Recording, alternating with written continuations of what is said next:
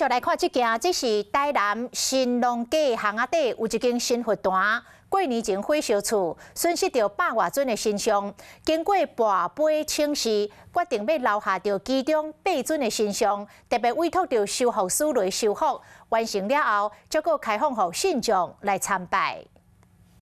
因为庙方打算要伫原来地址重建这间庙，所以讲将神明先请去到临时行馆安坐，因为因为烧拍电煞导火，有几百尊神像拢伤着。顶悬有80几尊的神像，拢规个拢因为这场火灾来烧化，来升天。 经过跋杯请示了后，决定留8尊的神像，委托师傅来修理。完成后，加一日庆贺信众参拜，不过未当出轿，嘛为这个代志做一个记录，作为一个警示。经过破损碳化之后的神像，无论再怎么加固，它脆化的状态还是没办法去避免，尤其这么大尊的神像。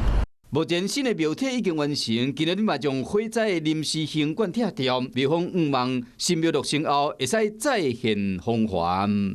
Hello， 大家好，我是品轩，想要跟我一起品味生活中的大小事吗？一定要赶快打开华视的 YouTube 频道，按赞订阅，并且开启小铃铛哦。